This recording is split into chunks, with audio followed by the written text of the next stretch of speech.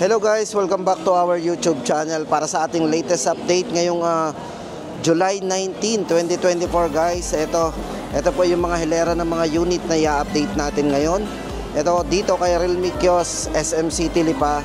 Andito tayo para sa ating latest update. Ito guys, sa mga naghahanap dyan ng budget phone at yung mga latest model po nila, especially guys, pagdating doon sa kanilang mga mid-range phone, ang dami nating pagpipilian. At syempre, ito na, umpisahan na natin. Alam ko unahin na po natin yung kanilang pinaka-budget phone dito kay Realme guys.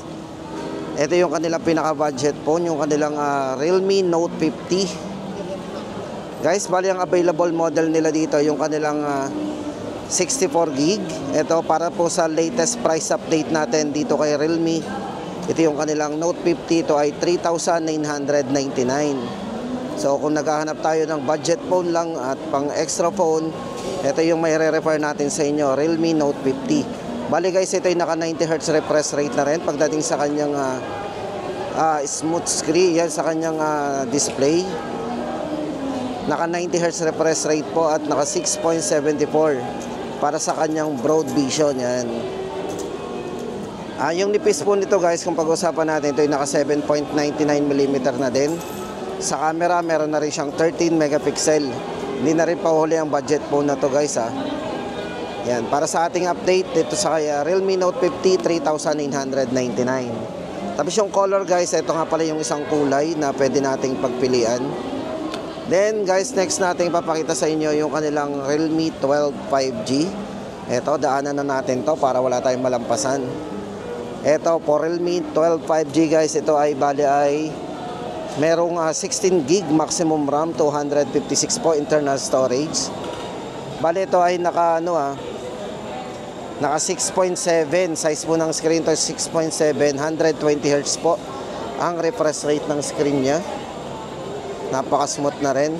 Para po sa nipis ng kanyang screen, ito naka 6.69mm para sa kanyang trendy watch design. Ito guys yung likod naka trendy watch design po yan.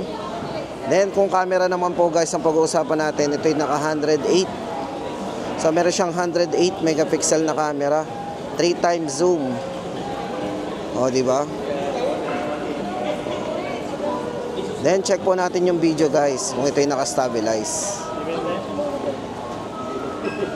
So bali ang resolution po ng video na isang 1080 at 30 frame at 720p 30 frame. Yan. So yun guys, para sa latest update natin dito kay Realme 12 5G, 14,999. At yung isang color nga pala niya guys, ito yung kanyang isang kulay. Ayan. Bali ito po yung kanyang woodland green. Yan, 14,999. Then guys, next natin, ito guys, 5G pa rin to. Realme 12 Plus 5G para dito sa latest update natin. Yan. Guys, ito bali ay mayroong yan, naka 16GB, 256 na rin po to. Maragara na to, 256 na rin, 16GB RAM. Marie, 16GB o 24. Yan, 16GB. Ito guys, para dito kay Realme 12 Plus 5G, ito sa mga naghahanap pa rin ng 5G, dito kay Realme guys, ito ang maganda dito guys, camera. Kung more on camera ang hanap natin, itong kanilang Realme 12 Plus 5G is naka 50 megapixel. Sony LYT600 ang ginamit pong camera. Kung mapapansin nyo, napakaliwanag talaga At meron tong optical image stabilization guys At meron din siyang OIS pagdating sa video. Check natin yung video niya. Napaka-smooth po ng video nito guys Kasi naka 60 FPS po yan. Yan. Then yung kanyang chipset is naka Dimensity 7050. Kanyang chipset, yan. At naka 120Hz na rin po yung refresh rate ng screen to. Super AMOLED display, kitang-kita nyo naman guys, napaka-vivid ng display niya. At yung likod po nito guys is naka vegan leather din, yan. Naka trendy watch design din yung kanyang camera sa likod. Ayan guys, tapos guys, ito na, for Realme 12 Pro Plus 5G naman tayo. Ito nga pala guys, para sa price po natin, yan, 17,999. Then, Realme Pro Plus 5G naman, ito next natin. Guys, ito, kung curve naman ang ating gusto, ito, napakaganda rin ng kanilang Realme 12 Pro Plus 5G. Yan, kumbaga ito yung unang, ito yung last na bestseller nila eh. Guys, ito para sa latest update natin sa presyo po nito. 25,999. Bali guys, ito merong itong maximum RAM na 24GB RAM, 256 internal storage. Ganda nung design sa likod. Ito guys, kung camera din, ito more on camera din tayo. Ito guys, yung naka 64MP periscope portrait camera. Ayan, 50MP Sony IMX890, napakataas din ng nito, camera din. Then ito guys, merong ultra wide angle di ba? So kasyang-kasya tayo dito pag nag ultra wide angle na to. Then kung chipset naman, pag-uusapan natin guys, ito yung naka Qualcomm Snapdragon 7S Generation 2 na. So napakalakas na rin po ng chipset nito. At ang maganda po dito guys, bukod doon sa kanyang maximum RAM na 24GB RAM, meron siyang malaking internal storage na 512GB. Na 512GB internal storage. Yan. Ito guys, para sa update natin sa presyo nito, 25,999. Yan po si Realme 12 Pro Plus 5G. Then guys, ito naman, next natin yung kanilang bagong release po pagdating sa mga entry level din. Pasok po ito sa entry level nila. Ito yung kanilang Realme C63. Check muna natin yung design guys. Flat na flat po yan, design yan. Tapos yung kanilang isang kulay. Uy, ganda nito. Ito yung kulay niya. Ito guys, para sa kanyang specs and parameters guys, ito ay naka 16GB RAM, 256. Ayan. Then 45 watts fast charging, napakabilis na rin mag-charge ito. Isang minuto lang po nating i-charge ito guys is kaya na po nitong ng isang oras, 'di ba, sa tawag. So yun po yung isa sa maganda dito. 1 minute of charging, pwede na po nating itawag to ng isang oras. Ganun siya Then ito guys, para sa kanyang kulay, ito nga pala, naka leather blue po to, itong hawak natin, leather blue. At yung pinakita ko kanina sa inyo, yun yung jade green. Naka jade green po yan, ito yan, jade green. Ayan. 90Hz refresh rate po para sa kanyang smooth screen. At kung may mga gesture na rin po to guys, may mga air gesture control na rin po to. At equip po to ng IP54 para sa kanyang water resistant. Ayan. Guys, update po natin sa presyo, 8,999. Then, ito yung kanilang top of the line naman guys. Ang pag-usapan natin, yung kanilang Realme GT6.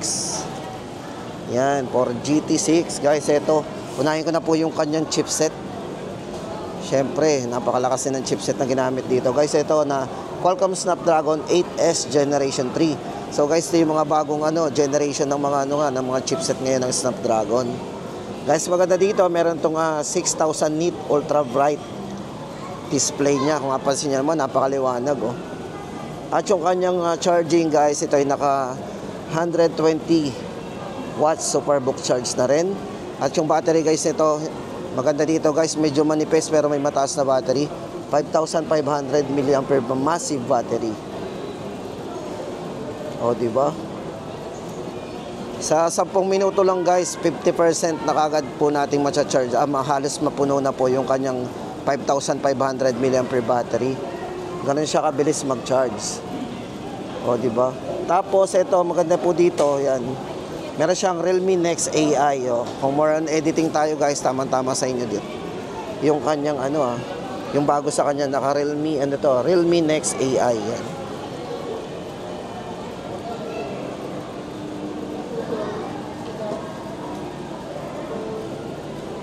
Ganda. Ito guys, ang ganda na ng hawakan, napaka-slick sa kamay kasi ito ay naka-curve. Check po natin yung design.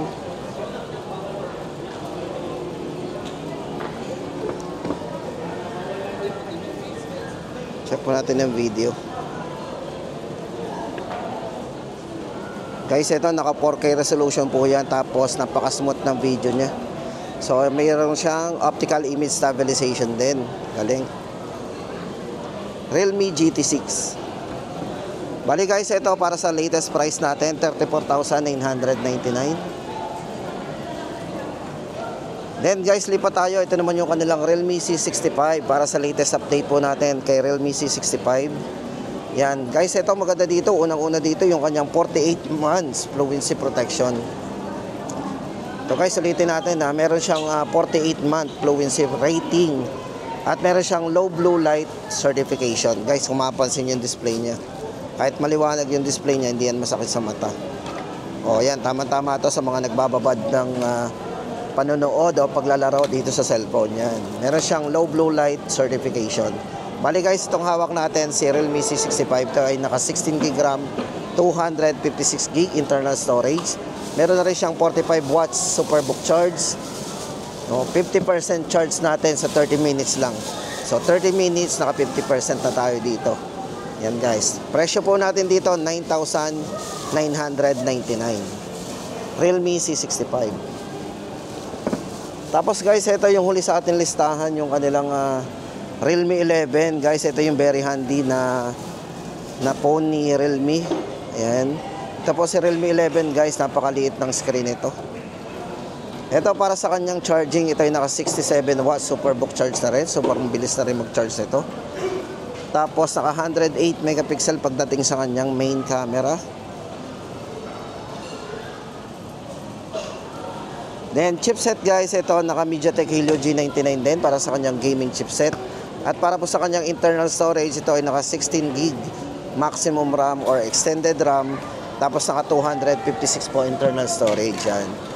Guys, para sa latest price update natin dito, Realme 11, 12,999. Ito po yung kanyang black na kulay.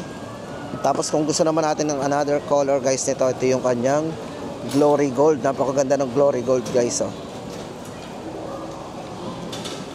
Diba? Yan, para po sa price natin dito guys, ito 12,999. So ayan guys ang ating latest update dito kay Realme ngayong July 19, 2024.